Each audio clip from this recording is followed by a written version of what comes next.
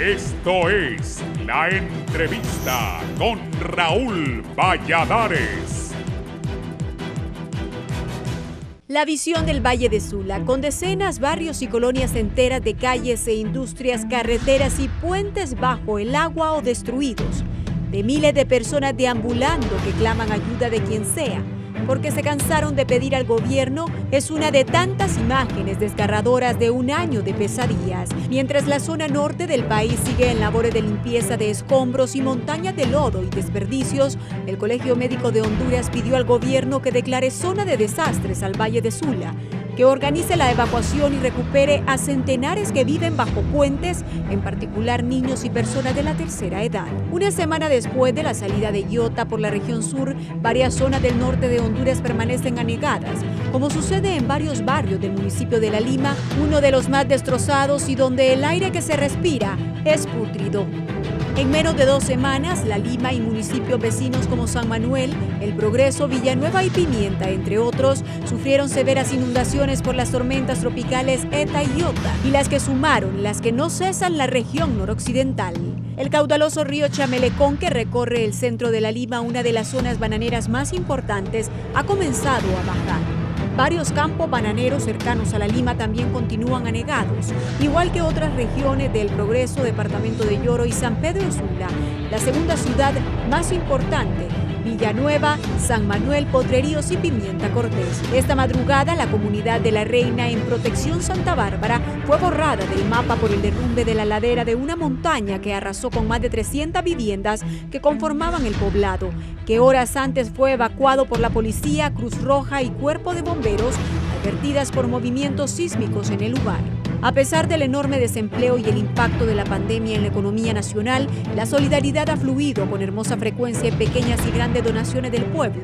La empresa privada, de su parte, ha hecho una magnífica labor abasteciendo de comida varios albergues, aportando materiales de bioseguridad y algunas medicinas.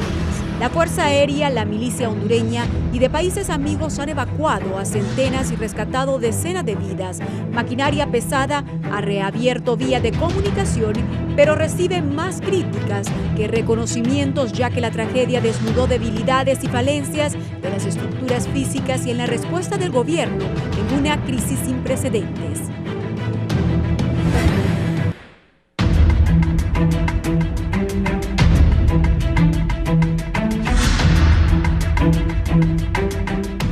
Buenos días, bienvenidos a la entrevista de Canal 11 Radiovisión Honduras, Radiovisión Honduras 90.1 en Tegucigalpa, 90.9 en San Pedro Sula, la 93.5 para La Paz, Comayagua, Ciguatepeque, el corredor central del país, la 105.5 en el litoral atlántico de Honduras, estoy hablando de la ciudad de Puerto La Ceiba, y la 90.3 en la cálida Choluteca. Como decía Ivette, en este resumen del compañero Carlos Zelaya, la situación no es fácil.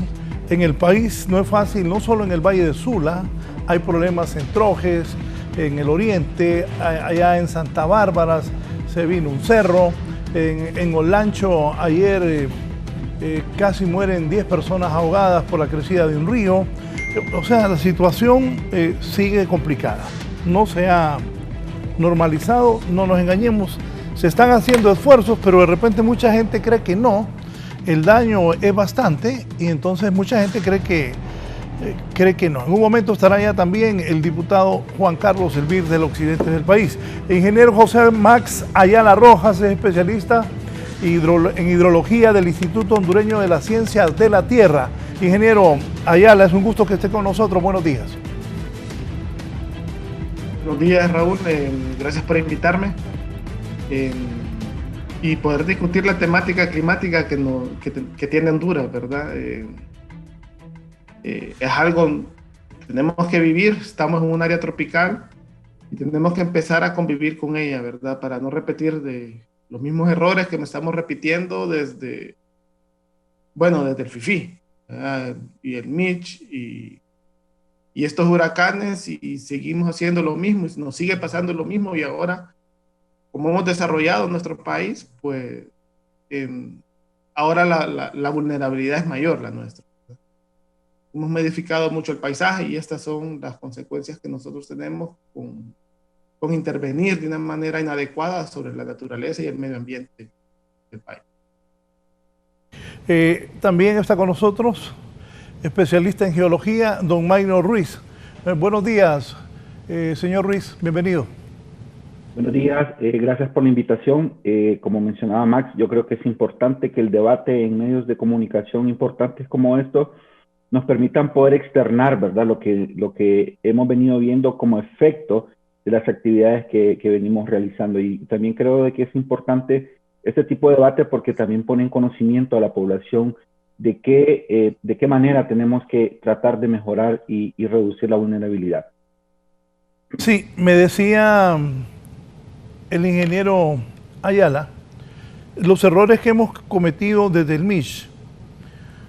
Yo pienso que se hizo la reconstrucción del MISH, pero no se siguió. Ustedes son especialistas. ¿Qué se debió hacer después del huracán Mitch? Aparte de eso, se habla que el calentamiento global de la Tierra, esta zona de Centroamérica y nosotros que estamos en el centro de Centroamérica, vamos a ser afectados y que podría ser, ustedes saben más de eso, son los conocedores, que año con año lluvias y este tipo de situaciones adversas de la naturaleza contra el país se den. Ingeniero Ayala, inicialmente. Bien, definitivamente el cambio climático nos genera un impacto, ¿verdad? Pero no podemos achacar todo al cambio climático. Es la costumbre que tenemos aquí, o es lo que se ha puesto de moda. Cualquier suceso es culpa del cambio climático. Y no es así, ¿verdad? Nosotros, Honduras está en la ruta de los huracanes, está en un área tropical donde hay bastante inestabilidad climática, donde siempre suceden huracanes, ¿verdad? Si nosotros miramos o hacemos historia, desde 1950 a la fecha, casi 80 huracanes han pasado cerca de Honduras. Desde 1970 a la fecha son más de 30 huracanes que han hecho impacto. En el 2005 pasamos una situación muy similar, un año que rompió récords en la formación de huracanes, ¿verdad? El huracán Wilmar, que es el más simbólico de ese año, pues pasó de huracán 1 a huracán 5 en 8 horas, ¿verdad? Y nosotros hemos estado trabajando, pero no hemos hecho lo que nos corresponde, ¿verdad? Cuidar el medio ambiente. Usted mira la mayoría de los deslizamientos que se están dando en la zona, son lugares donde la cobertura vegetal fue barrida. Ya no se utiliza para pastoreo, se utiliza para agricultura tradicional o agricultura tecnificada. Y todo eso entonces va impactando porque no hemos tenido un desarrollo sostenible, ¿verdad? Hemos crecido de manera descontrolada y no hemos sido resilientes en la parte ambiental. No convivimos con la naturaleza, con el ambiente, con los árboles, con toda la fauna, sino que nosotros modificamos todo el paisaje. Y eso entonces hace que los eventos se vayan haciendo más catastróficos a medida que nosotros vamos modificando el medio ambiente. Siempre se ha dicho que después del Mitch las cuencas o los ríos quedaron afectados, quedaron más vulnerables. Pero no solo es que quedaron más vulnerables por la modificación que pudo generar el Mitch, sino que nosotros seguimos con las prácticas y las aumentamos, las malas prácticas ambientales. Entonces eso ha llevado a que nosotros nos veamos afectados. Y aunado, entonces, la deforestación que nosotros hemos realizado, más los efectos del cambio climático, entonces hace que nosotros seamos más vulnerables, ¿verdad? Sí. Maynor, ¿qué dice usted que no se hizo del MISH para acá y qué se debe hacer? Se habla de un gabinete de reconstrucción que se va a ir a pedir ayuda internacional. Se habla de daños en la infraestructura, daños en viviendas, cientos de damnificados, el problema del coronavirus y el problema de los albergues. Hay preocupación porque la pandemia podría extenderse producto de todo esto. ¿Qué nos dice? Usted es un geólogo. Bueno, evidentemente después del Mitch quedamos con muchos daños, ¿verdad? Y el país intentó recuperarse. Se hicieron algunas cosas en cuanto al tema al deslizamiento. Tegucigalpa fue la zona más intervenida. Sin embargo, el interior del país siempre ha estado, por así decirlo, abandonado. incluso los gobiernos que cooperan en el tema de construcción de contramedidas para mejorar estas zonas de deslizamiento, pues no han entrado al interior del país, se han quedado en la capital porque obviamente es la zona más densamente poblada. Evidentemente también la forma en que se han desarrollado las ciudades es el impacto mayor que tiene en cuanto a estos fenómenos. Es decir, si nuestras ciudades hubiesen sido construidas o pensadas después del MITS de una manera más futurista, por así decirlo, o sea, pensando en que esto se iba a dar con una cierta recurrencia, no tendríamos estas afectaciones. Yo creo también de que ahora tenemos que enfocarnos, bueno, evidentemente en limpiar primero las zonas afectadas, pero que este gabinete o esta comisión que se está formando, creo que debería estar integrada también por profesionales que sepan de estos temas, porque una cosa es el tema económico, que evidentemente es muy importante, pero yo creo que volveríamos a caer al mismo círculo que caímos con MITS. Nos interesamos mucho por recuperar económicamente el país, porque es la prioridad, y obviamente lo es, pero obviamos el tema técnico, que es muy importante. Creo que la recuperación del país se tiene que basar en eso, en el tema técnico, en el tema económico, pero también en la educación hacia la población, porque no podemos seguir pensando de que, o permitiéndole a las personas de que sigan asentándose en las riberas de los ríos o en zonas donde ya ha habido un fenómeno de deslizamiento.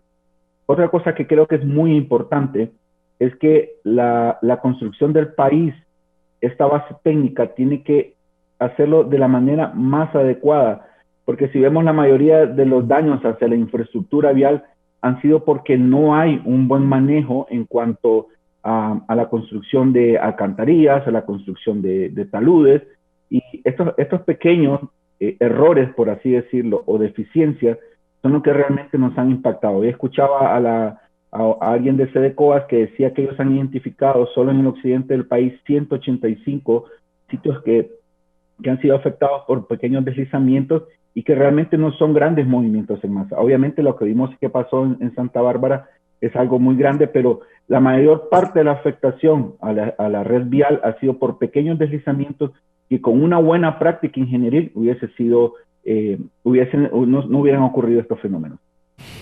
Cuando me dice que este gabinete de reconstrucción, y estoy totalmente de acuerdo con usted, no tiene técnicos, sí, porque hay financistas, hay abogados, hay miembros del gobierno. ¿Qué tipo de técnicos necesita? Y esto que sea no es crítica, es una opinión constructiva para la gente del gobierno. Así es.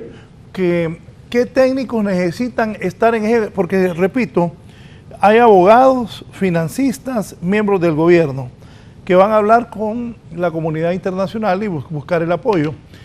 Pero estoy de acuerdo. ¿Y los técnicos dónde están? Los que saben qué es lo que tiene que hacer.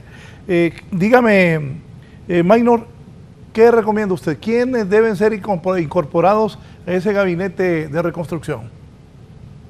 Como la reconstrucción es algo integral, la parte técnica debería estar representada por gestores de riesgo, debería estar representada por especialistas en recursos hídricos, especialistas en geología, especialistas en ingeniería civil y también, obviamente, por la sociedad civil, ¿verdad? Que sea algo integral en lo cual todos podamos dar una opinión. La parte técnica creo que lo más importante es la gestión del riesgo, porque a partir de la gestión de riesgo, que lo engloba todo, luego van a venir estudios técnicos más especializados que van a permitir desarrollar esos proyectos que sean resilientes, que tengan una mejor funcionalidad. Y yo creo que acá, y lo digo sin que la gente piense que yo estoy buscando algo, pero yo creo que lo mejor es la universidad. La universidad tiene técnicos y tenemos varias universidades, entonces puede ser un representante por universidad que tenga una especialidad y que pueda aportar a ese gabinete técnico desde su trinchera de la especialidad.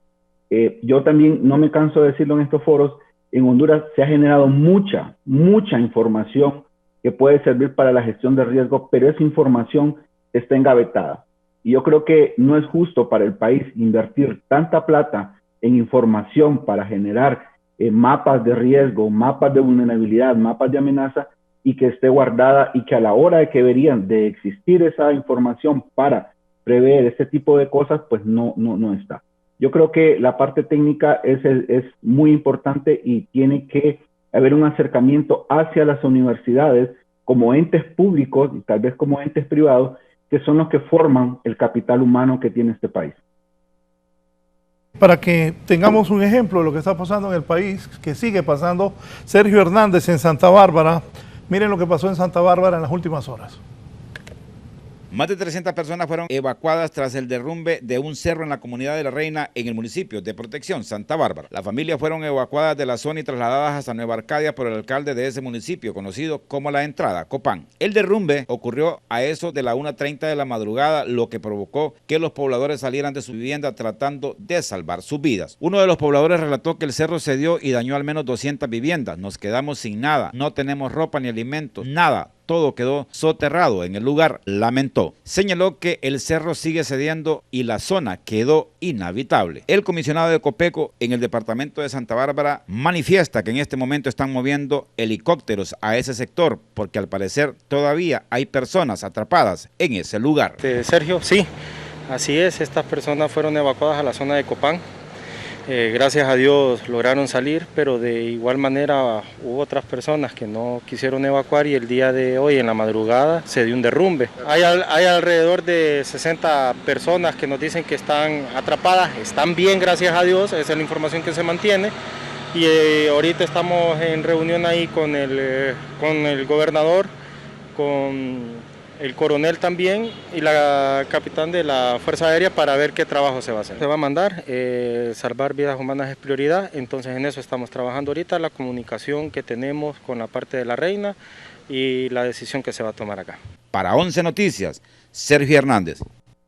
Bien, repito esta mañana, eso es lo que pasó en Santa Bárbara. Gracias, Sergio. El ingeniero José Max Ayala está con nosotros, también el geólogo Maynor Ruiz, y se incorpora el diputado por el departamento de Copán, Juan Carlos Elvir. Juan Carlos, ¿qué es lo que está pasando en Occidente? Quiero que aprovechemos que está el ingeniero Ayala Rojas y Maynor Ruiz, que es un geólogo, y totalmente de acuerdo con ellos. El gabinete de reconstrucción debe tener técnicos para que también hagan un buen equipo con estas personas que han sido designadas, que son financistas, abogados, exfuncionarios de gobierno, actuales funcionarios de gobierno.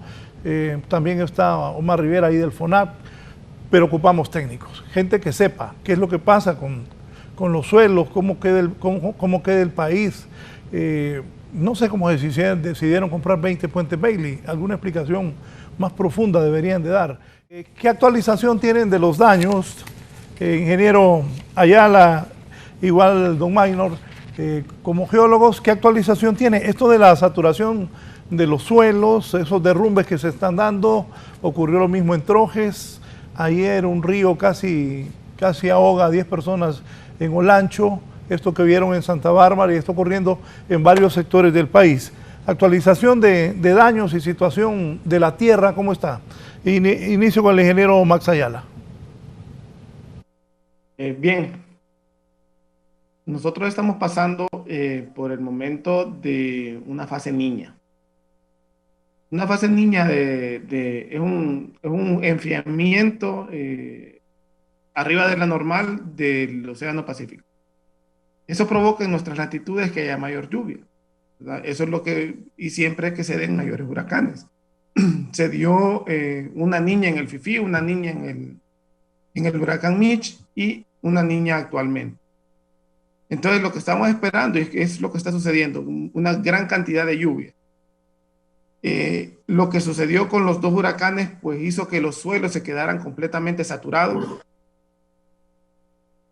y que entonces ahora, aunque ya están dejando o están mermando la posibilidad de huracanes, de ciclones tropicales, siempre nos está generando bastante convectividad, ¿verdad? Lo que nos genera bastante lluvia.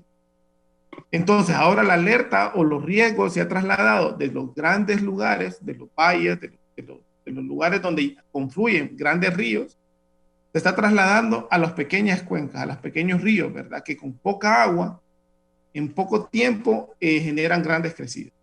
Entonces, por eso todavía estamos esperando y todavía estamos esperando que se sigan sucediendo y se va a ir localizando, ¿verdad? A medida que vengan arriben a Honduras los frentes fríos, toda la parte del litoral atlántico, la parte de la Sierra de Omoa, la cordillera Nombre de Dios, la montaña del Merendón, van a presentar crecidas. Y ahora ocupan menos agua, por lo mismo que se está hablando mucho de la saturación del suelo.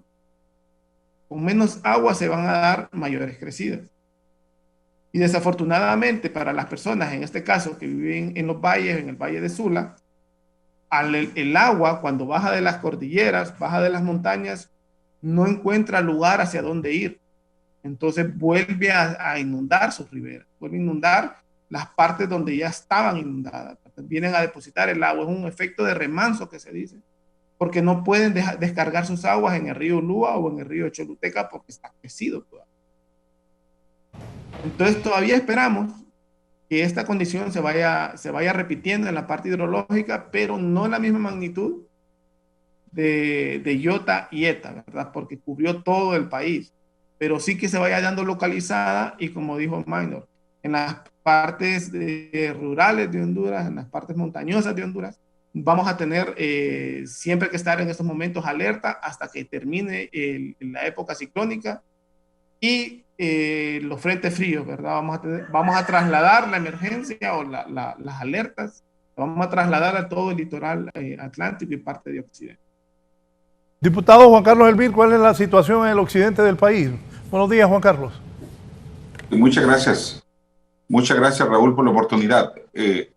Un saludo a los panelistas también que nos acompañan el día de hoy. Creo que lo que estaba explicando mi antecesor respecto al tema del daño de lo que están pasando en la saturación de suelos en las zonas montañosas es la consecuencia de lo que pasa en el occidente del país. Recordemos que la topografía del occidente del país es una topografía montañosa por naturaleza y que obviamente presenta altos niveles de vulnerabilidad. El caso que pasó en la comunidad de La Reina, en Protección Santa Bárbara, es latente en otros sectores del departamento. Un ejemplo es lo que pasa en Belén Gualcho, Coatepeque. Belén Gualcho, Coatepeque aproximadamente tiene una falla estimada en aproximadamente 6 kilómetros de perímetro en el casco urbano de la comunidad. Y obviamente que hay otros casos, como el caso de los riesgos que pueden suceder en San Marcos de Coatepeque y San Francisco de los Valles, dos municipios vecinos, en la zona montañosa. Igual lo que pasó también, por qué no decirlo, en Antiguo Coatepeque en 1934, que pasó una represa en la zona montañosa por un deslizamiento y después vino un deslave total hacia la parte urbana del municipio y han vuelto a construir donde sucedieron los daños en el 1934. Por lo consiguiente, puede volver a repetir ese tipo de fenómenos en circunstancias similares. Creo que esta característica de dejar de construir vulnerabilidad es un aspecto que por Mitch nunca aprendimos. Se habrán emitido leyes, se habrán emitido reglamentos, se habrán creado algunos criterios con respecto a alertas tempranas, pero definitivamente estamos sumamente vulnerables todavía. La institucionalidad no ha mejorado. Yo he hecho una crítica severa a lo que pasa con Copeco. Copeco tenía en el año 2006 87 empleados, hoy tiene más de 2,000 empleados y no ha mejorado en su capacidad de respuesta a la emergencia, no ha mejorado en su capacidad de alerta temprana, sigue con la misma empirismo funcionando y apoyado por otras institucionalidades, el caso de sismología todavía, por el caso de Nicaragua, en lo que ha pasado con las alertas tempranas de los ríos, con más de 50 estaciones hidrológicas abandonadas, con un radar meteorológico que no cumple ninguna función, que está parado, que costó 4.5 millones de euros, y obviamente otros factores que pueden implicar de que en vez de estar invirtiendo el recurso en burocracia, deberían estar invirtiendo el recurso en capacidad de poder responder a la vulnerabilidad y en proponer respuestas de mitigación respecto a esto. Creo que el tema de haber abandonado, el no construir las represas del Tablón y los llanitos, que ya estaban formuladas en la época del gobierno cuando Mel Zelaya fue presidente y le dio el golpe de Estado en el 2009, demuestra lo que pasó en la cuenca del Valle de Sula.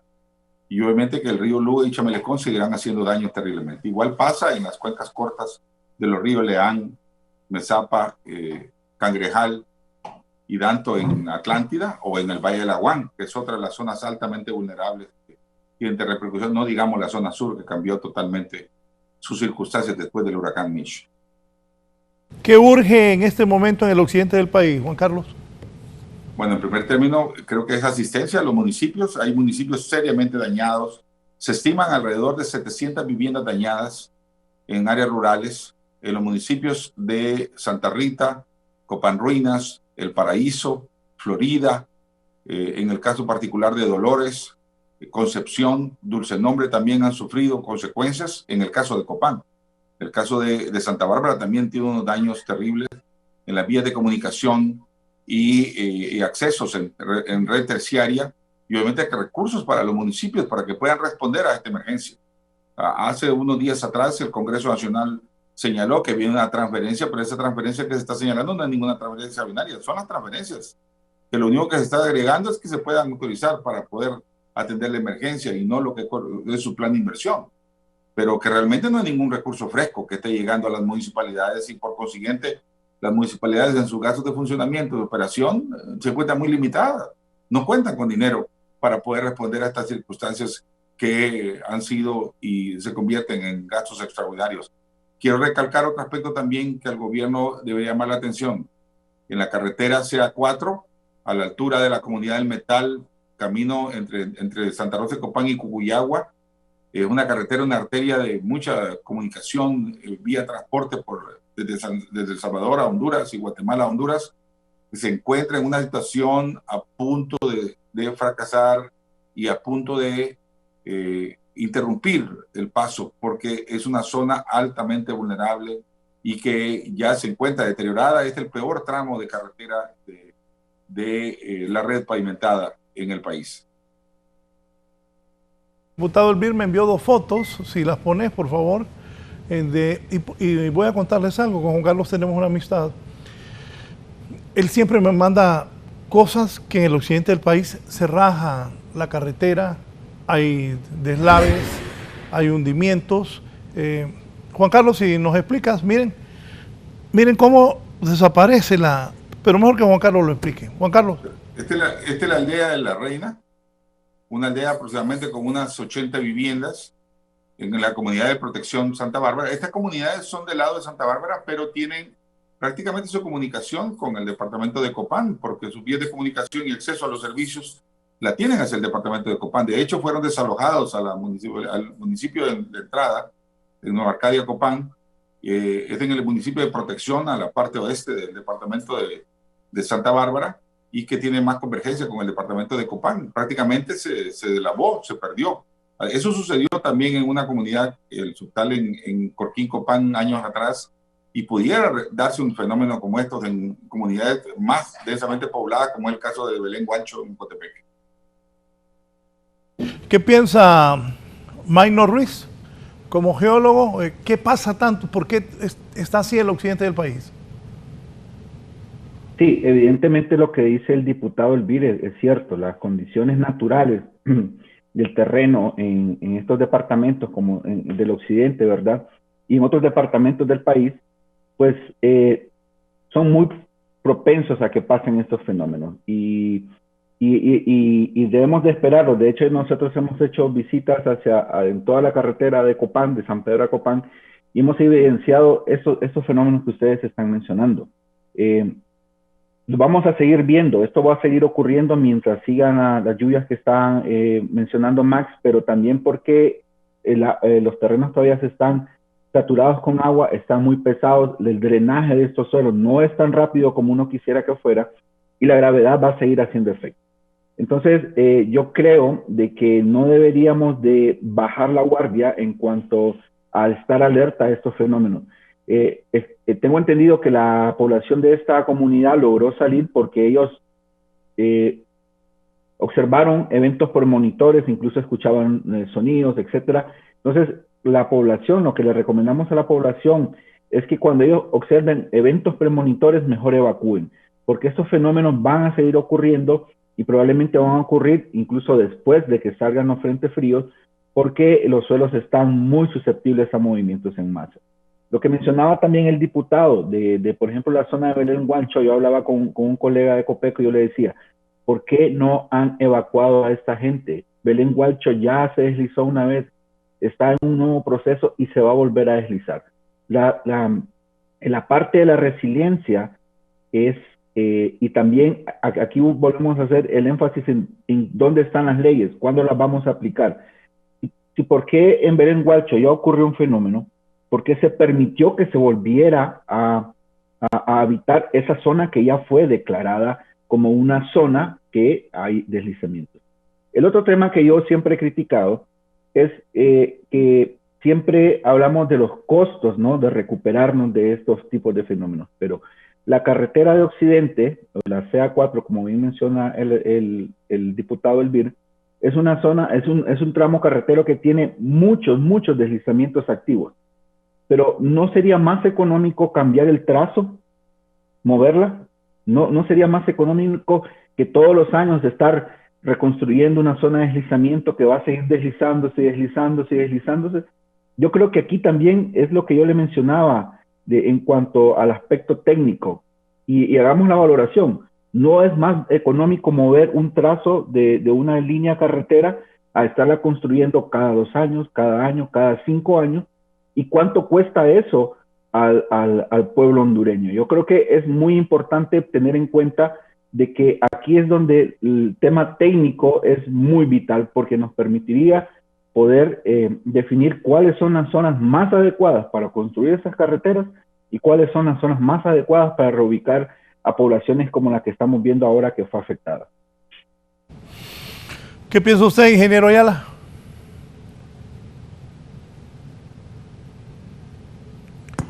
Bien. Bueno, solo algo, es impresionante. Miren la foto de arriba. Están las casas, está la localidad del pueblo y abajo no hay nada. Adelante, por favor, ingeniero Ayala. Sí, como dice Magno, ¿verdad? Los riesgos están latentes. Si usted mira los suelos, esos suelos son más que todo arcillosos y limosos. Son suelos que no tienen una sustentación muy fuerte, no es como que estén en roca. Entonces, y ese patrón se repite en grandes partes del occidente, en otras partes también, cerca de las montañas de Nombre de Dios, en algunas zonas de las montañas allá por Trojes, que son suelos que tienden más a arcillas, que tienden más a limos. Y cuando sucede que el agua logra entrar a sus poros, los vuelven más pesados, como dijo Magno, y obviamente entonces van a tender a deslizarse.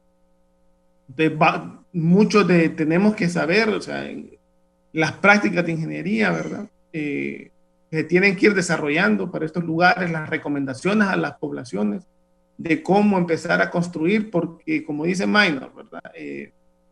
Muy probablemente de aquí a unos 20 años ahí mismo se vuelve a ir a poblar y vamos a regresar otra vez a la misma situación. En el hecho de las carreteras, nosotros tenemos que ir viendo se han perdido puentes, se han perdido cajas, se han perdido alcantarillas. Creo que como ingenieros y técnicos deberíamos ir replanteando los periodos de ocurrencia para el diseño de todas esas estructuras. Por un ejemplo, el manual de carreteras de Honduras que generó Subtravi, ellos dicen que las carreteras las alcantarillas tienen que tener, soportar eventos que sucedan cada 5 años.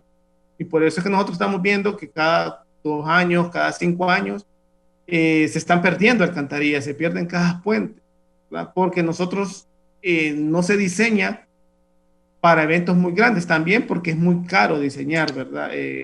Diseñar para eventos como el IOTA o el ETA, pero sí se debería ir replanteando y el diseño tiene que ir acompañado del estudio o la incorporación de la parte climática, del cambio climático.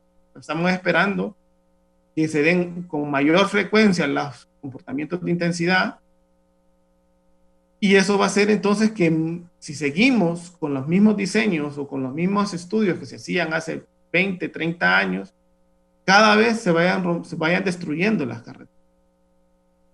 ¿verdad? Y eso nos va a ir afectando, porque al final cada destrucción, cada rehabilitación que nosotros vamos a tener va a costar más que si lo hubiéramos hecho o que ya lo hubiéramos diseñado para un evento de mayor envergadura. Bien. Carlos, ¿cómo no murió gente ahí? Juan Carlos, ¿cómo se hizo? ¿Cómo se les avisó? ¿Qué es lo que pasó, Juan Carlos? Normalmente, esta comunidad, la gente ya sabe que existe la falla. Ya sabe que está advertida con respecto a las circunstancias, porque se expresan agrietamientos. Y la población fue desalojada. Suerte que no hubieron fallecidos. Sí lo hubo en otras comunidades, en Belén Gualcho. Y hay otros casos también en el occidente que fueron soterradas familias. Pero normalmente son advertidos. Recuerda que estos desplazamientos de tierra no son ocasionales, son permanentes. Lo que sucede es que la población misma sabe, pero nunca se le da ninguna asistencia técnica para lograr generar alerta temprana. En el caso de Belén Gualcho, ese caso data, oiga bien lo que estoy diciendo, aproximadamente desde el año 2006. Imagínense desde cuándo estamos advertidos de que puede llegar a suceder lo que está señalando el ingeniero.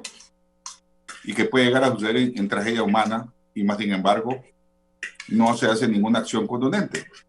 Digo acción contundente que sería desalojar viviendas, construir viviendas.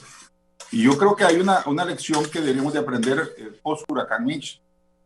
Yo recuerdo, estando en Copeco, las circunstancias de decir de que deje de construirse vulnerabilidad. Eso significa dejar de construir viviendas o la forma de construir las viviendas en zonas de alto riesgo. Si yo hiciera un razonamiento de qué pasó en el Valle de Sula o qué está pasando en el Valle del Agua, tengo toda la certeza para poder opinar que de 1998 en el huracán Mitch a la fecha, la población es el doble de lo que existía en aquel momento. Por lo consiguiente, las personas afectadas van a ser el doble de lo que sucedió en aquella fecha. Y, ¿por qué no? Mucho más grave todavía. No hubieron pérdidas humanas, pero las pérdidas económicas fueron mucho mayores por el nivel de la vulnerabilidad, debido a que cambió totalmente las cuencas de los ríos y la vulnerabilidad. Yo fui en una oportunidad al ramal del Tigre y a las partes bajas del sector de La Lima, sin llegar a esos niveles de precipitación pluvial que se desarrollaban en Eta y Ota. Quiero decirte que el nivel del río crecido, pero no al nivel que estamos en estos momentos, ni por cerca, estaba 5 metros arriba del nivel del piso del otro lado del bordo. Eso significa que si no hubiera sido por esas bordas construidas por las compañías americanas que planificaron esas zonas para agricultura del banano, no hubiera podido ser, esas zonas serían permanentemente inundables. Entonces esas zonas del ramal del Tigre, que es la cuenca que está entre el río Luga y Chamelecón, son altamente inundables. Esas cuencas, si no cuentan con canales, usted va a un lugar que le llaman las bombas, en el sector bajo de Choloma, y las bombas trabajan 24 horas al día achicando el agua en temporada relativa de invierno, no digamos con estos fenómenos circunstanciales. Por lo consiguiente, ya está más que descrito qué es lo que pasa en esas zonas, y obviamente que el tema de ponerle atención debería de ser una prioridad nacional por el alto nivel de productividad de todas esas tierras bajas que son altamente productivas, como el caso del Valle del Aguán y el caso particular del Valle de Sula. Un equipo técnico del Fondo Monetario Internacional y el gobierno de Ecuador alcanzaron un acuerdo preliminar para un nuevo desembolso de $2.000 millones, según anunciaron en un comunicado. Este nuevo desembolso forma parte del préstamo por $6.500 millones a 27 meses aprobado en septiembre pasado, del cual ya se transfirieron $2.000 millones a Quito. En su comunicado, el equipo técnico del fondo indicó que los datos preliminares apuntan a una contracción menos severa de la actividad económica que la anticipada en el segundo trimestre de 2020. En lugar del 11% proyectado anteriormente, el FMI calcula ahora una contracción del 9.5% de la economía ecuatoriana en 2020. El fondo constató de todas formas que, como en muchos otros países, Ecuador enfrenta una incertidumbre significativa con respecto a la trayectoria futura de la pandemia y los precios mundiales del petróleo.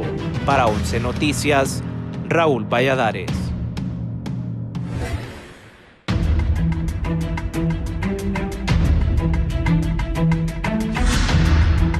Continuamos, ya está con nosotros el comisionado especial para la zona occidental de la Comisión Permanente de Contingencia de Copeco, Jaime Omar Silva. Jaime, buenos días. ¿Qué podemos decir a la población, especialmente a la del occidente del país, sobre las labores que han estado haciendo en los últimos días de Copeco? Y no sé si tuvo la oportunidad de ver lo que presentamos en Santa Bárbara, lo ocurrido también en las cercanías de Copán. Buenos días, Jaime, adelante. Buenos días, licenciado, buenos días a los panelistas.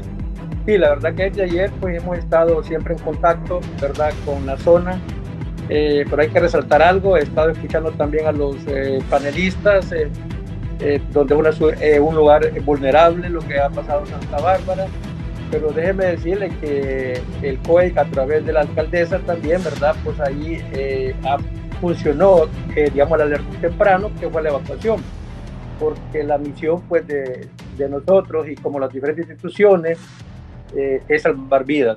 Está conformado un equipo en el lugar, tanto por las Fuerzas Armadas, por Copeco, por Cuerpo de Bomberos. Esperamos en Dios que no tengamos hechos que lamentar. Ahorita pues como dieron los panelistas, pues ahorita no hay reportadas personas fallecidas, pero sí queremos pedirle a la población que cuando anunciemos que hay que evacuar, hay que hacerlo. Ese es el problema que tenemos en nuestro país, que se dice que hay que evacuar y las personas no hacemos caso. Estoy de acuerdo con la situación de que se está construyendo en lugares de alto riesgo. Yo viví parte del FIFI, niño, viví el MICH. Aquí en la costa norte también he vivido lo que es la parte de las diferentes tormentas que han ocasionado y han dado muchos rescates. En el sector de La Lima, ¿por qué la tela construyó en barracones y en pilones? Porque se sabía que era una zona inundable. Por lo consiguiente, no tenemos que seguir construyendo en zonas inundables. Lamentablemente, aquí tienen que jugar un papel muy importante las alcaldías municipales, ¿verdad? No dar permiso a aquellos lugares donde no se debe construir, donde ya está establecido en un plan cuáles son los lugares que no se puede construir, ¿verdad? Y otro problema que tenemos también son las invasiones, ¿verdad? La gente invade en lugares de alto riesgo y entendemos la situación, que todo el mundo quiere su vivienda, pero tampoco tenemos que pensar, licenciado, prioridad uno en lo que es salvaguardar la vida. Es lo que pasa aquí en el sector también enfrente de Pimienta, ¿verdad? Y hay una invasión y ese sector que tenemos ahí enfrente de Pimienta siempre es inundable. Ahorita pues había una gran cantidad de viviendas ahí, por lo consiguiente se inundaron. Entonces yo creo que las autoridades tienen que ser más expeditas en evacuar a estas personas que han invadido y en lugares de alto riesgo, porque no podemos seguir con esta misma mística de estar permitiendo que las personas sigan viviendo en zonas de alto riesgo. Tenemos que convivir con el riesgo, eso lo sabemos. El 75% de la población y la motora económica de nuestro país está en este sector noroccidental, noratlántico. Hay más personas viviendo, como dijo el señor diputado. Acordémonos de que la geografía nuestra, todo está en este sector, ¿verdad? A diferencia de Nicaragua y Costa Rica, que casi todo está en el Pacífico. Ustedes pueden ver, tienen daños ellos, pero claro, lógicamente nosotros vamos a tener más daños estructurales, más daños de pérdida de vidas humanas, que eso es lo que nosotros queremos evitar. Ahorita pues viene lo que es la parte de limpieza, licenciado, de todo este sector, reparación de todos los canales que se destruyeron. El canal Maya está bastante fracturado, los diferentes ríos que tienen sus canales, por lo consiguiente esa es la otra etapa que viene. Pero aquí de nada sirve que el Congreso siga emitiendo leyes si no se cumplen, que vamos a caer en lo mismo, licenciado. Bueno, la principal ciudad de Honduras, por ser su capital, es Tegucigalpa. Y aquí dan permisos a diestra y siniestra. Hay cualquier cantidad de colonias. Bueno, en el Chile se fueron 5 colonias, 5 casas esta semana que no pueden ser habitadas. Y varias zonas de vulnerabilidad que ahí siguen. Es la historia de todos los años y ahora la situación está más difícil. Pero voy a preguntarle al ingeniero Ayala Rojas y al geólogo Maynor Ruiz. Hablábamos de la necesidad de técnicos en ese gabinete de reconstrucción, pero en Copeco, ¿qué creen ustedes se necesita también? ¿Qué se debe hacer más en Copeco de lo que se está haciendo? Ingeniero Ayala Rojas. Bien, Copeco tiene una necesidad de mantener a sus especialistas. Tiene que darle, para empezar, tiene que darle estabilidad a los especialistas, porque no es posible que se queden sin el conocimiento. Hay especialistas claves que tienen que estar permanentemente en Copeco y no estarlos cambiando según los vaivenes políticos. Tiene que tecnificarse más Copeco, tiene que proporcionar o hacer más visible esos sistemas de alerta. El licenciado Jaime mencionó el sistema de alerta que funcionó en esas zonas de Santa Bárbara, pero no funciona en otros lados. Y Copeco, el gobierno a través de Copeco se ha endeudado, como decía Maynor, con cantidades, con millones de dólares para generar estos planes. Los planes que al final quedan en nada, engavetados, agarrando polvo. Entonces Copeco tiene que hacer una campaña, no solo de mejorar su red de monitoreo sísmica, de movimiento de laderas, de hidrológica y fluvial. Eso tiene que ellos, para poder darlo y transmitir esa información, la información que ellos están generando, la poca información que ellos generan, se queda en Copeco. No hay una forma de que sea transferida a las personas. Y al no ser transferida a las personas, sucede lo que pasó en Yota. Las personas las agarraron desprevenidas, subidas en los techos a medianoche, porque ellos no comprendían que hace 6, 8 horas estaba lloviendo en la parte alta, estaba lloviendo en el occidente, y que después de que iniciaran las lluvias en occidente, iba a crecer su río. No lo comprendían, porque no están muy empapados de qué es su medio y cómo los afecta. Y ese es el trabajo de Copeco, mejorar esa comunicación, crear sistemas de alerta donde la población los conozca, donde toda la gente los maneje, así como en México hacen sus simulacros de terremotos el 15 de septiembre, donde todas las personas saben cómo tienen que moverse, cuánto tienen que salir, cómo tienen que salir. Lo mismo tiene que suceder en Honduras, ¿verdad? Lo mismo, tanto en inundaciones como deslizamientos y otros fenómenos.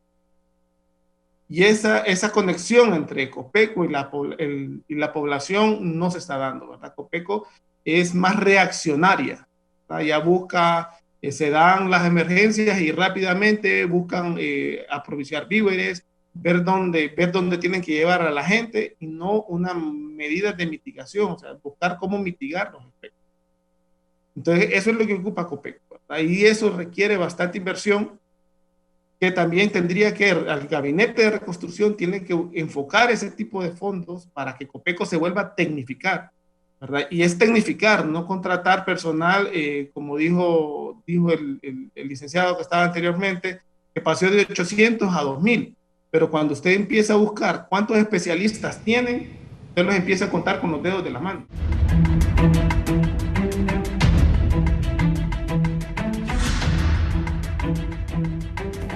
Me dice Adrúbal Torres, buenos días, hablan de la no construcción de las represas, pero es por falta de interés de los gobiernos o por los grupos locales campesinos y ONG que se oponen a la construcción de las represas todo el tiempo. Bien, buen punto el de Adrúbal. Voy a preguntarle para que luego nos dé don Jaime Omar Silva, que es comisionado para la zona noroccidental y este del norte de Copeco. Don Maynor Ruiz, ¿qué piensa usted como geólogo? ¿Qué necesita Copeco también? Ya se expresó el ingeniero José Max Ayala Rojas sobre esto. ¿Usted qué piensa, Maynor? Sí, como decía Max, yo creo que Copeco realmente necesita tener un brazo técnico. Ahora se ha creado el SENAOS, que en teoría es el brazo técnico, pero evidentemente no tienen en este momento profesionales capacitados. Sí tienen en algunas áreas, pero no las tienen en otras. Yo creo que Copeco tiene que apostar a eso. Aparte que no tenemos que ver Copeco como algo centralizado que solo está en Tegucigalpa.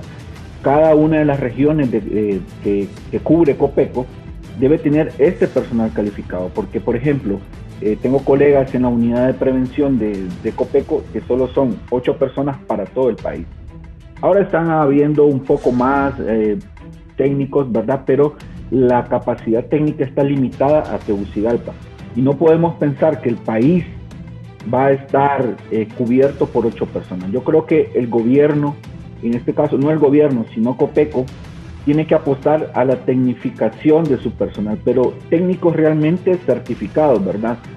Por ejemplo, nosotros como universidad estamos aperturando una carrera de geología. Por ejemplo, en Colombia hay un programa muy bonito que se llama un geólogo por municipio. Debería haber un geólogo por municipio, un hidrólogo por municipio, un gestor de riesgo por municipio.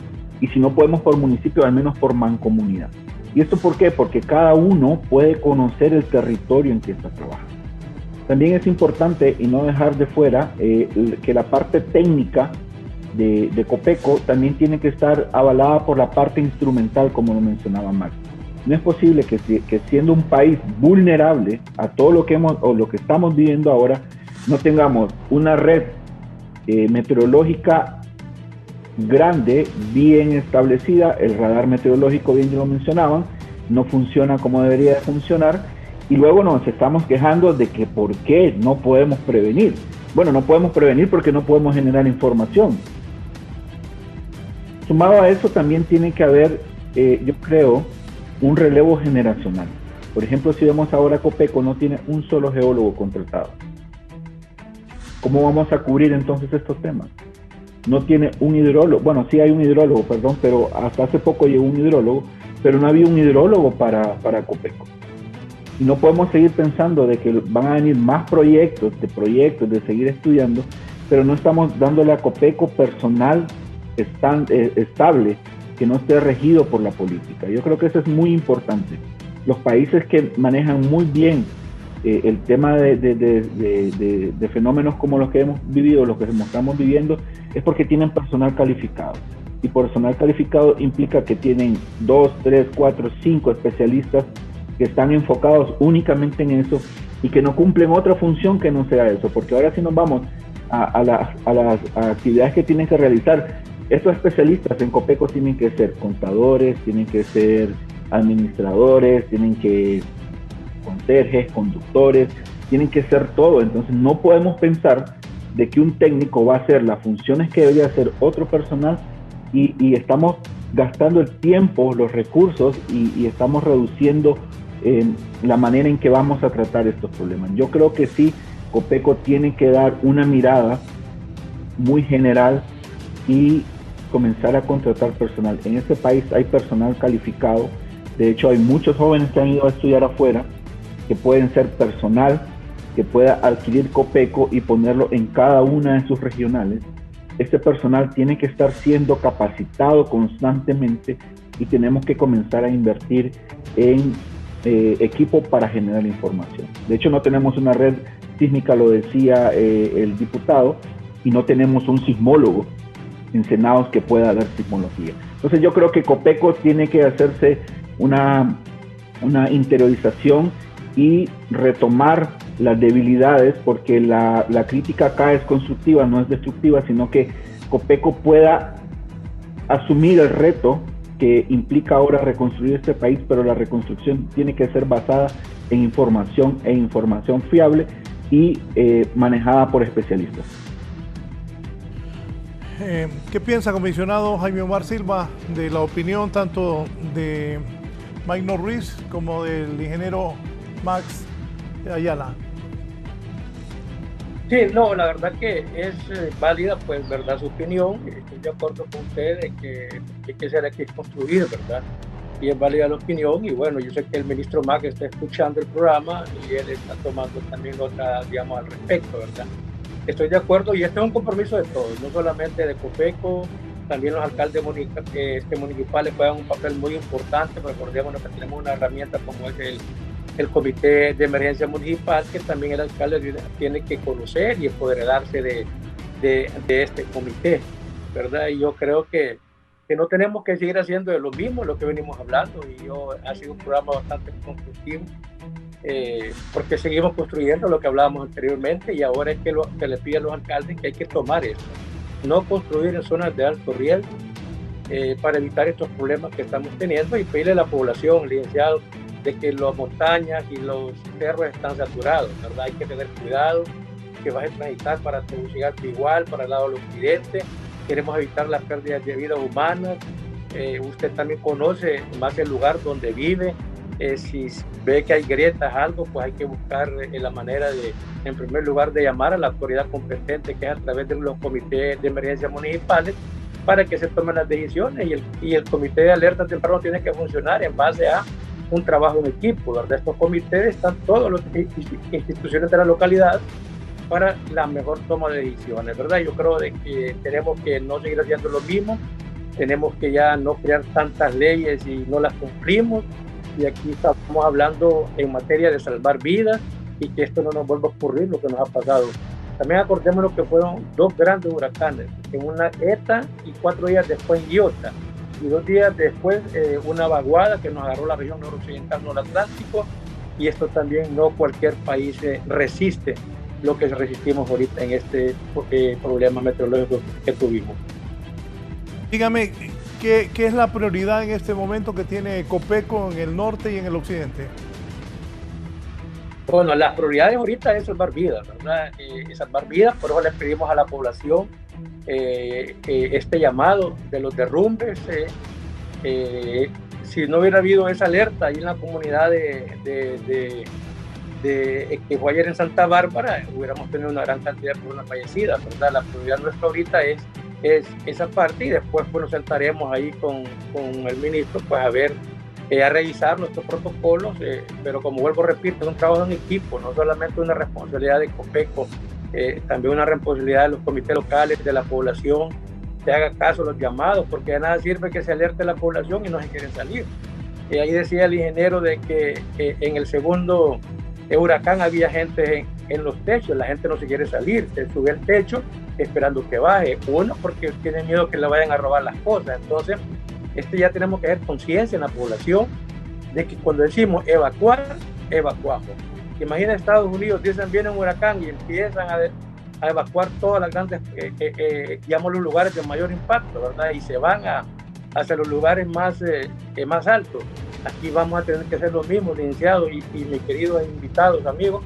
¿Por qué? Porque tenemos que seguir conviviendo con el riesgo, porque gran parte de la población está en estos sectores. Todavía tenemos bastante agua en los bajos de Choloma, por el ramal del Tigre, por Urraco. Entonces la prioridad ahorita para nosotros es los problemas que nos pueden ocasionar en los deslizamientos de tierra, como lo que pasó en Santa Bárbara.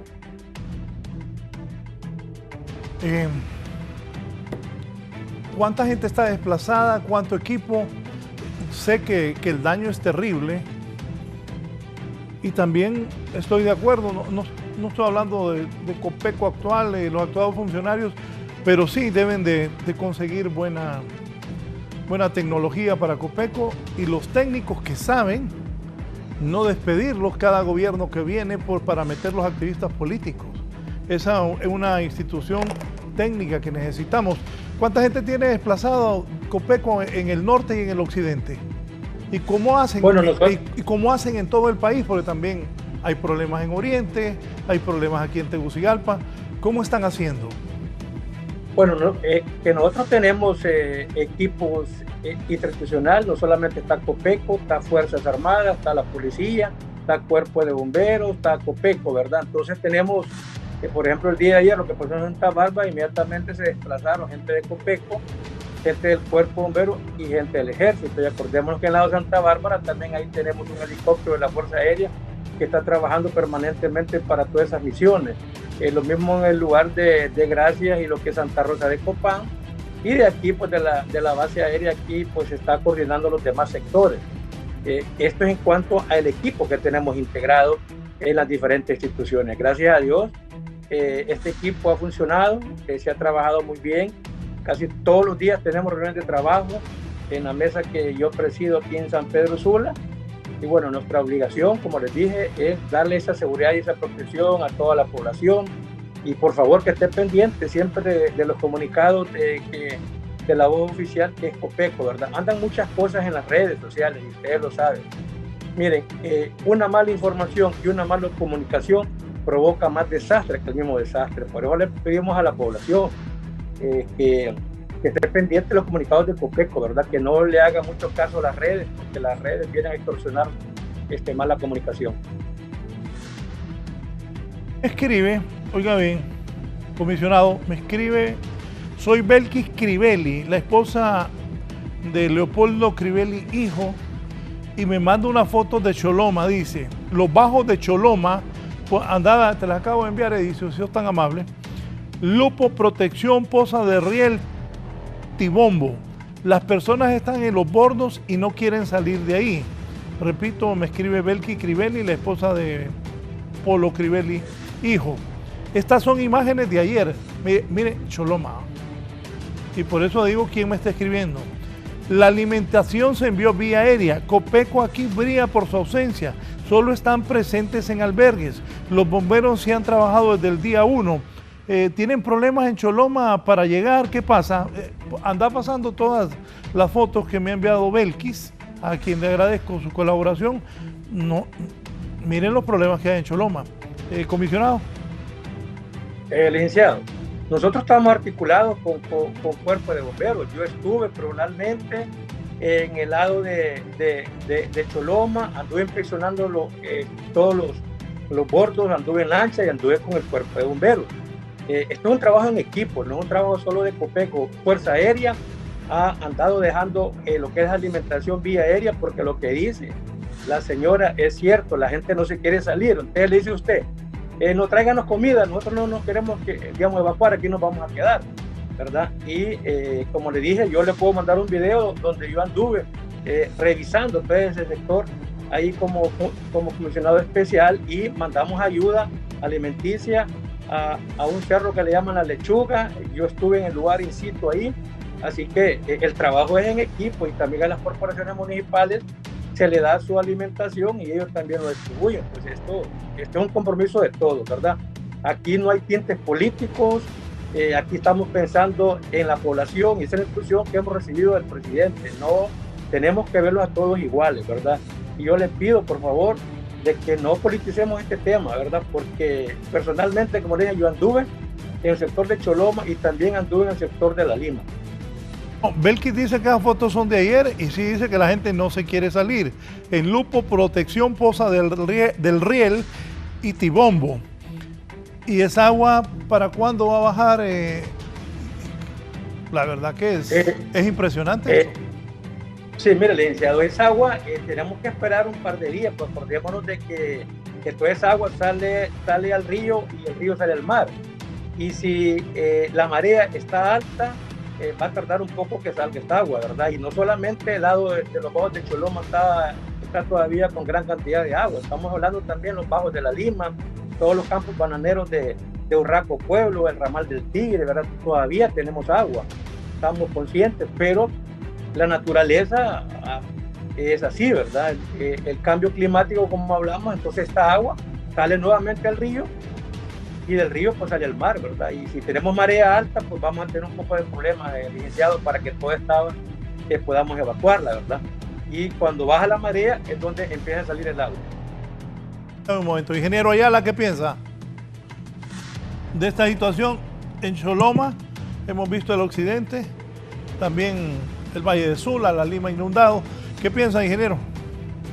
Bien, lo que decía Jaime Silva, pues es cierto. Vamos a tener un problema para que esas aguas se evacúen. Eso va a tomar más de una semana para que salgan. Depende mucho de las condiciones climáticas. Si sigue lloviendo, y los frentes fríos, pues esa agua va a tardar más en salir. Y si va saliendo, pues va a ir siendo sustituida por otra. Entonces sí tienen que, deberían evacuar, ¿verdad? Deberían prestarle la atención, ver por qué no quieren evacuar. Alguna razón tienen, ¿verdad? Muy probablemente para cuidar sus enseres que han obtenido. Y darles ayuda, decirles, bueno, les vamos a poner el personal para que proteja la zona y darles la seguridad de que ellos puedan irse, ¿verdad? Porque sí esto va a continuar en la parte del occidente, y como se prevé que van a haber varios frentes fríos y vienen los trenes de ondas tropicales, y combinado con los frentes, pues entonces eso va a continuar y va a tomar varias semanas. Mientras los niveles del río no bajen, esa agua no va a salir. Maynor Ruiz, el geólogo. Maynor, ¿y cómo queda esa tierra? Y estoy de acuerdo, ojalá que no vuelva a llover. Se habló que estaba entrando un frente frío y escuchaba ayer que iba a haber algunas lluvias. Y esa tierra, después de recibir tanta agua por tantos días, ¿cómo queda, Maynor Ruiz? Usted como geólogo, cuéntenos qué pasa. Bueno, aquí en las zonas bajas, pues lo que va a ocurrir son procesos probablemente de sedimentación. Básicamente todo lo que el río ya arrastró lo va a depositar en esta zona, ¿no?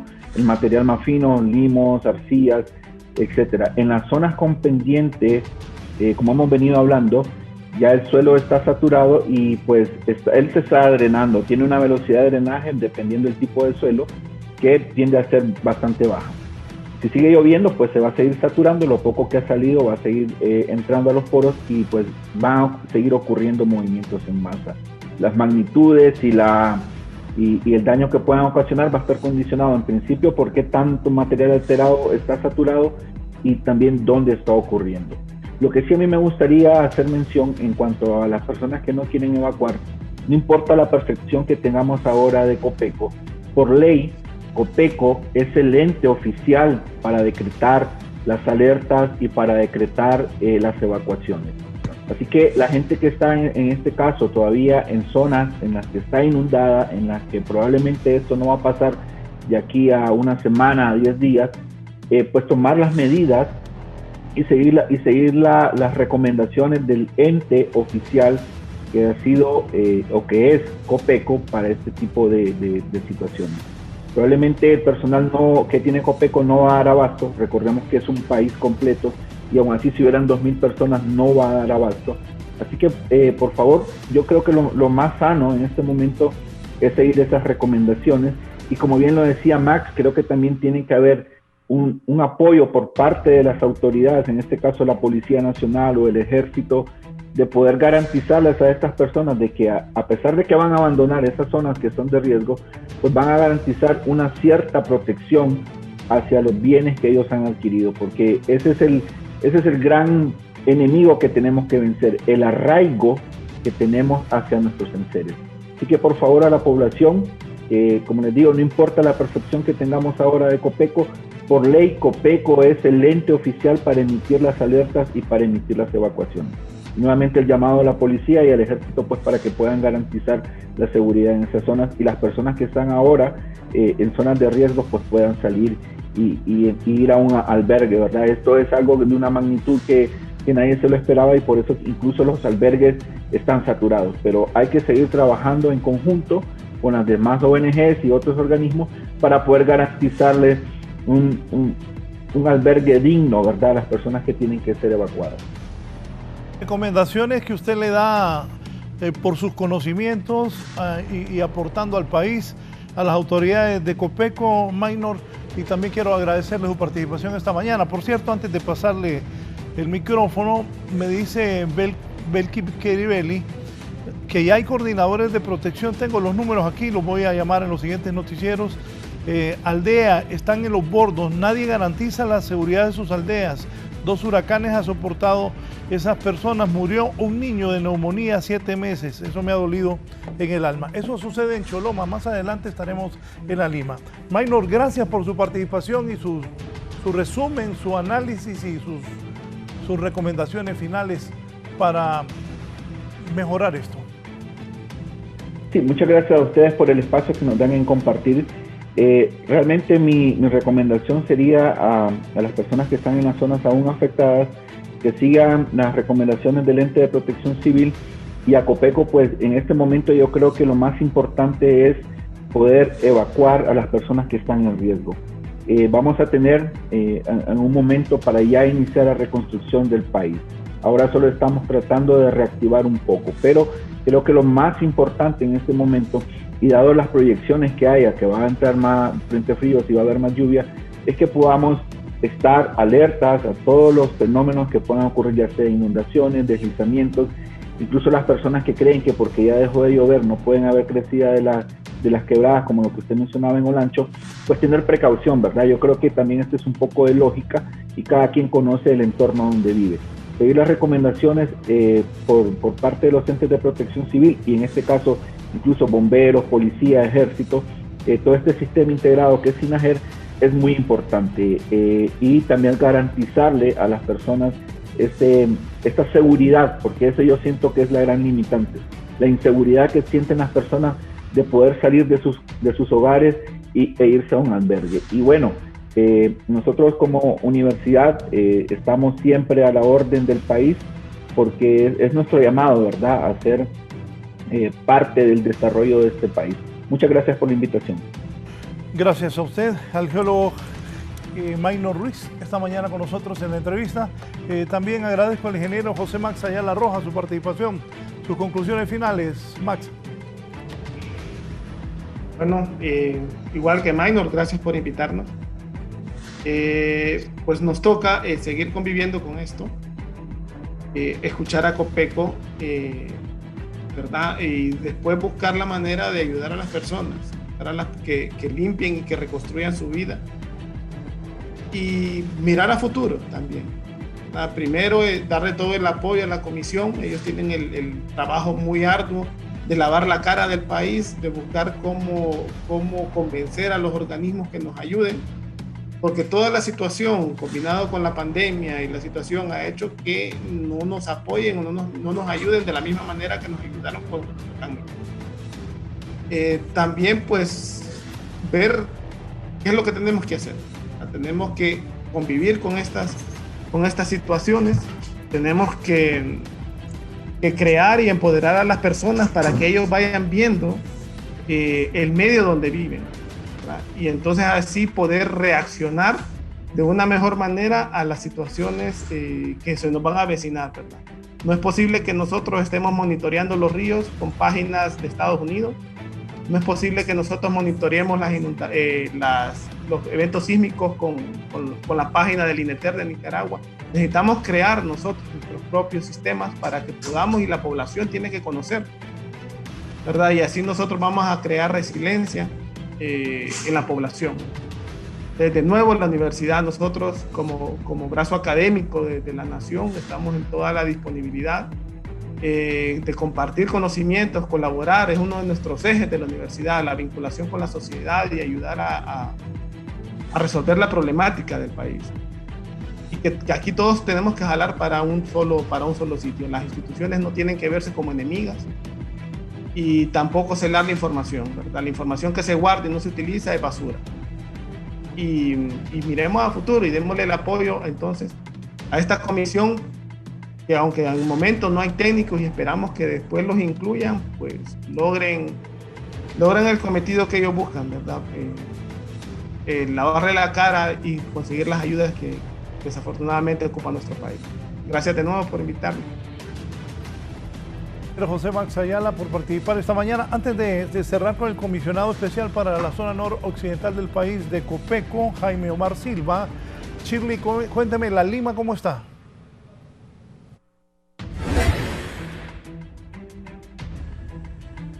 Buenos días, licenciado Raúl Valladares y por supuesto participantes del foro La Entrevista. Justamente ubicado a la altura de la CA13 que conduce de la ciudad de San Pedro Sula hacia el Progreso y también que colinda con la colonia Guadalupe, la cual actualmente, pese a 2 días ya de imponente sol, continúa sumergida bajo las aguas. Aquí los pobladores no han podido llegar ni avanzar para ver la condición de sus hogares hasta el fondo. Sin embargo, este es el panorama que ha dejado luego de que se ha reducido considerablemente las inundaciones en este sector del país. Estamos en la carretera, una de las principales que conecta de la ciudad industrial hacia la perla de Lulúa, cuando una de ellas ya está habilitada, pero se puede ver los escombros y algunos daños importantes, mientras que al otro lado pues está todavía bajo el agua y esperando a que las mismas puedan bajar para que los automóviles nuevamente circulen en su total normalidad. El barrio o colonia Guadalupe de La Lima es una de las zonas que continúa inundada, al igual que la Reformada y los campos bananeros. Esto es lo que le podemos informar desde la zona norte del país. Retorno con usted al foro, la entrevista. Buenos días. Buenos días, Shirley. Reportando desde La Lima, recomendaciones a la gente. ¿Qué se le dice a la gente en Choloma, en todos los sectores, los del occidente? Gracias a Dios. Si me pones la foto, sí se hizo una alerta. La foto que nos envió, donde el pueblo prácticamente desapareció, me recordó el huracán Mitch. La primera foto cuando el diputado Juan Carlos Elvira, esto es Choloma, eso. Me recordó el Mitch. No sé por qué yo había ido cerca del Estadio Nacional antes que pegara el Mitch, 2-3 días antes. Y más o menos así era, como está la primera foto, la de arriba, que estaba en los puentes, el Puente Mayor y todo eso. Igual el berrinche no se había venido, pero al día siguiente del Mitch estaba igual o peor que cómo quedó este pueblo. Muy bien ahí Copeco, a mí me gusta ser justo, alertaron a la gente y como decía el diputado de Copán, Juan Carlos Elvir, la gente sabe que esa es una zona de riesgo. Entonces, por eso pongo esta foto. Hagan caso a los mensajes que envía Copeco. Me preocupa que dijo Max hace poco, el ingeniero Max Ayala, y tiene razón, sí es cierto eso, de que no podemos seguir monitoreando con las páginas de los Estados Unidos y con el tecnicismo que tenga Nicaragua. Ojalá que el presidente de la República apoye a las autoridades de Copeco, apoye a su ministro y a sus principales colaboradores para mejorar esto, y que el siguiente gobierno, sea de quien sea, entienda que en Copeco deben haber especialistas que conozcan de estos temas y no llenar de activistas políticos esa institución. Comisionado, su mensaje para la población y para algunos sectores en especial, esta gente que no se quiere salir de Choloma, ya vio La Lima, el occidente, bueno, usted está manejando todo eso. Gracias, Jaime Omar Silva, comisionado de Copeco. Le cedo los micrófonos de Canal 11 y Radio Visión Honduras. Gracias, licenciado, por la oportunidad que nos dio de poder dirigirnos a todo el pueblo hondureño y en especial a la zona noroccidental, que es que estamos tratando de trabajar fuertemente para evitar las pérdidas de vidas humanas. Nosotros ahorita queremos pues alertar a la población en cuanto a los derrumbes. Acordémonos de que las montañas y los cerros están saturados. Esto es como una esponja. Esto va a escurrir y agarra los ríos y riachuelos, quebradas, y toda esta agua va nuevamente al río, ¿verdad? Y decirle a la gente que todavía las personas que están en las zonas de alto riesgo, que por favor pues tenemos que evacuar. El hecho que haya salido sol no quiere decir que está totalmente concluido, se anuncian frentes fríos, y acordémonos que este frente frío lo que nos trae es bastante agua, ¿verdad? Así que le pedimos a la población siempre la prudencia para salvar vidas y no tener, digamos, eso que lamentar principalmente ahorita con la gran saturación de los cerros y montañas, que es en los derrumbes, y queremos evitar pues la pérdida de vida humana. Y como usted lo decía, funcionó el sistema de alerta, la alcaldesa empodrenada ahí del comité, y eso es lo que necesitamos aquí. Aquí necesitamos un compromiso de todos los hondureños sin andar viendo colores políticos y que este es chino, verde, negro. Aquí todos somos hondureños, por lo consiguiente tenemos que trabajar en el bien común, licenciado. El comisionado especial de Copeco, Jaime Omar Silva, participando con nosotros esta mañana. Hagan caso a las recomendaciones de los bomberos de Copeco, de las alertas. Vienen frentes fríos, ya explicaron mis invitados de esta mañana, esas aguas no van a bajar de la noche a la mañana ahí en el norte del país. Vienen, repito, frentes fríos. Tomen la precaución y lo primero, recuerden, siempre es preservar la vida. Me voy a un rápido resumen para finalizar la entrevista de esta mañana.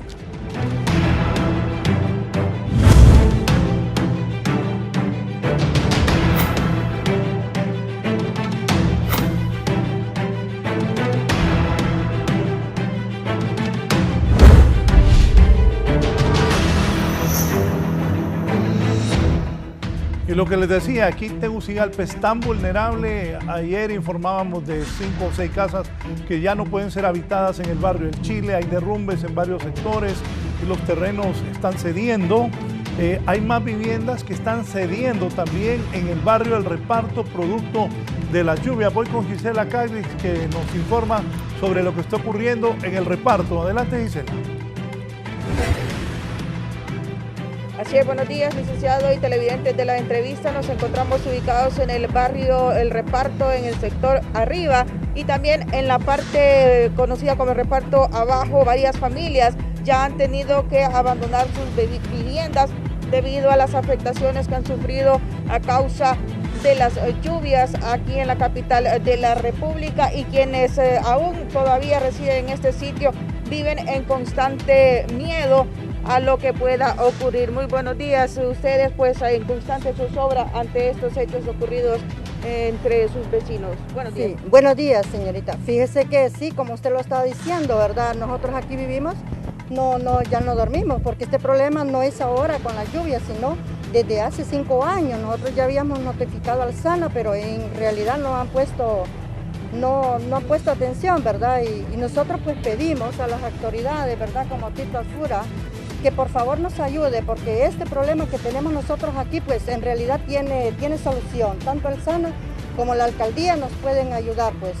Y eso es lo que nosotros pedimos, porque ya varias familias, como usted lo ha dicho anteriormente, pues ya desalojaron sus casas.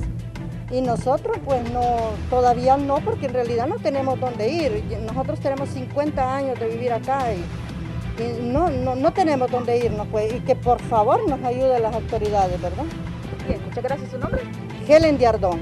Muchas gracias, doña Helen. Esto es lo que viven pobladores del barrio El Reparto por arriba, también el barrio Reparto por bajo, y colonias aledañas como La Guillén, La Suazo Córdoba, El Manchén y otros sectores que también han quedado bastante vulnerables después de las lluvias que han ocurrido en la capital de la República. Licenciado, con este reporte vuelvo con usted al estudio de la entrevista. Buenos días.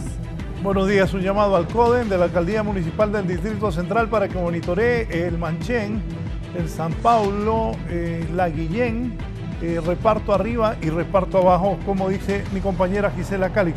Voy ahora con Giovanni Villalobos. El Ministerio Público ejecutó esta mañana muy temprano un operativo en varios puntos de la capital en su lucha por combatir el delito, incluyendo el tráfico de personas. Giovanni. Gracias, licenciado. Buen día. Se ha desarrollado una serie de operativos en diversos puntos de la capital, denominado Chacal, pero también hay otros operativos donde participa la Policía Militar del Orden Público, Fuerza Nacional Antimaras y pandillas.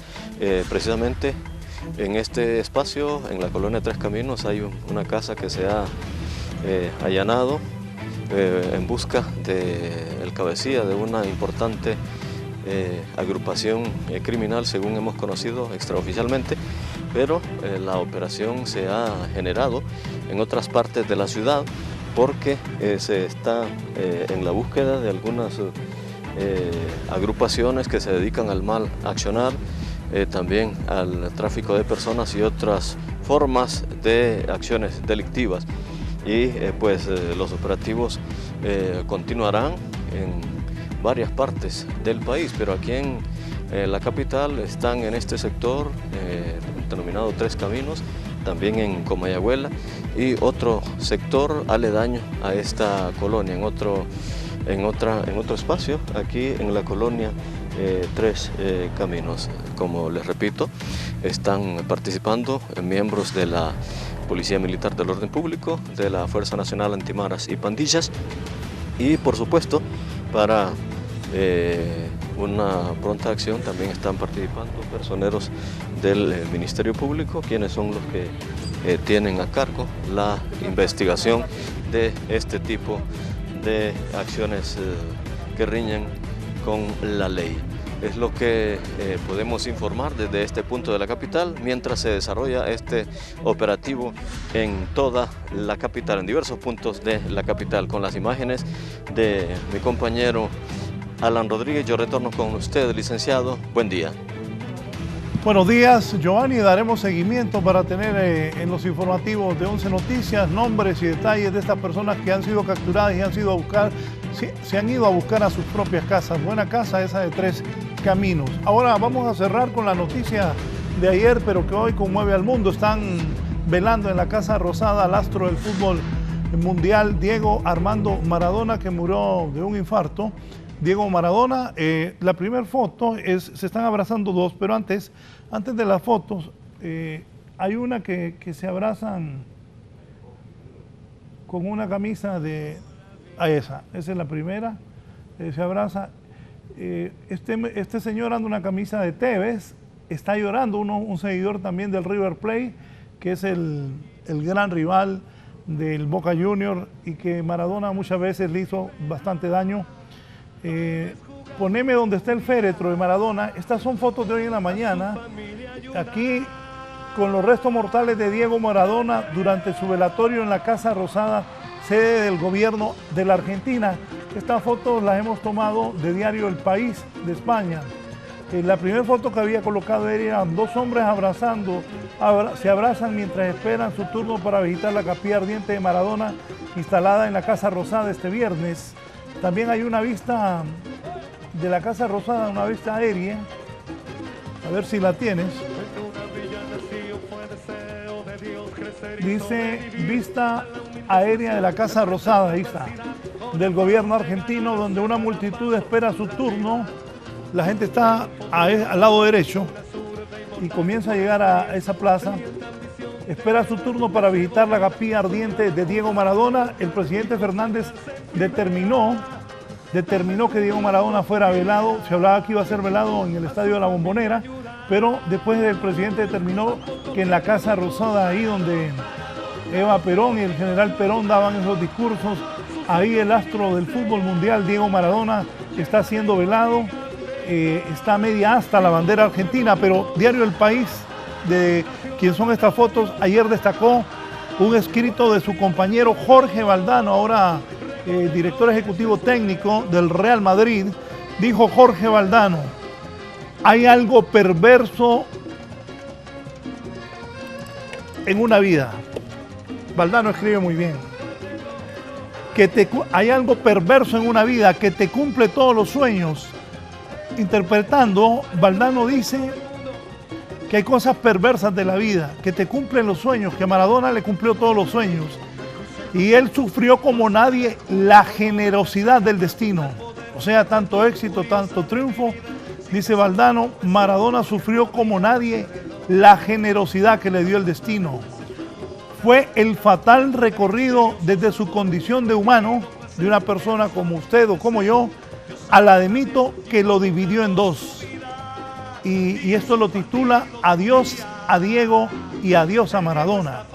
Valdano sigue diciendo: aquellos que arrugan el rostro pensando en el último Maradona, con dificultades Maradona para caminar, con problemas para vocalizar o para poder hablar, abrazando a Maduro, el presidente de Venezuela, y haciéndolo de su vida lo que le daba la gana, dice Jorge Valdano, en este escrito Diario El País de España.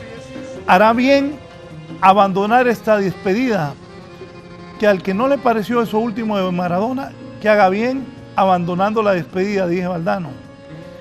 Esta despedida que va a abrazar al genio y que va a absolver al hombre. Lo interpretamos que la muerte abraza a Maradona por genio y lo va a absolver como hombre, porque ya está muerto, ya no van a haber escándalos de drogas, de amistades no convenientes, de escándalos, de insultos.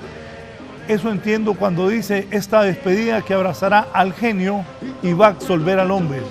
No va a encontrar un solo reproche, porque el futbolista no tenía defectos y el hombre fue víctima. ¿De quién fue víctima Maradona? ¿De mí o de usted? Es la despedida que le escribe a Diego Maradona Jorge Valdano. Adiós a Diego y adiós a Maradona. Otra de las fotos que está ahí, la gente se aglomera y la policía los tiene que parar. Ahí está un muchacho, la que tenés ahí con Yo soy el Diego. Yo leí ese libro de Maradona. ahí él cuenta que la primera vez que se le acercaron con drogas fue en Barcelona. Yo leí ese libro, me acuerdo. Hay una foto que una muchacha rubia está llorando con el novio que tiene una camiseta del 10 de Diego Armando Maradona. Así sufren los argentinos. Hay otra, un muchacho hincado, otro llorando, y en el fondo un póster de Maradona con una pelota en la cabeza. Ya la va a presentar Eddie. No, esta otra esa es con Maradona de fondo, quítale eso, sí, y abraza a una muchacha, un hombre, y el fondo, las imágenes de Maradona son escenas desgarradoras que se vivieron esta mañana en Buenos Aires, Argentina, donde en la Casa Rosada se está velando el cuerpo de Diego Armando Maradona. También más por ahí hay un altar improvisado en la calle, un muchacho que se toma una foto y muestra en su pierna que se hizo un tatuaje, ahí está, de Diego Maradona, cuando en 1986 levantó la copa, después de aquel 3-2 que vencieron a los alemanes, un pase de Maradona cerca del final del partido al espacio donde corrió Burruchaga, no lo pudo detener Hans-Peter Briegel, a pesar de ser corredor de 100 metros, el defensa alemán, y Burruchaga ingresó al área y le tocó la pelota a un lado a Harald Schumacher, arquero alemán de aquel tiempo, para darle el campeonato del mundo a Maradona y a la Argentina. Estos son algunos póster que hay en Ciudad de Buenos Aires. También hay otra por ahí, gente vendiendo camisas de Diego Armando Maradona. Ahí está, ven, un comerciante vendiendo camisas de Diego Armando Maradona. ¿Y quién no va a querer una de esas que diga 1960? Ahí nació Maradona, murió en el 2020. El gran Diego Armando Maradona. Valorémoslo por lo que fue como futbolista. Diego Maradona, en mi opinión, él, Pelé, Cruyff y Messi, los más grandes de la historia. Hay muchos buenísimos futbolistas, pero como estos cuatro creo que ya han muerto dos. Johan Cruyff, el holandés, que capitaneó la Naranja Mecánica de Holanda, el Ajax, en el 74 fue capitán de Holanda. Quedaron subcampeones, perdieron 2-1 frente a Alemania. Aquí Maradona lanzando un penal contra Italia. Ahí dejaban a Italia fuera del Mundial de la Copa del Mundo de 1990.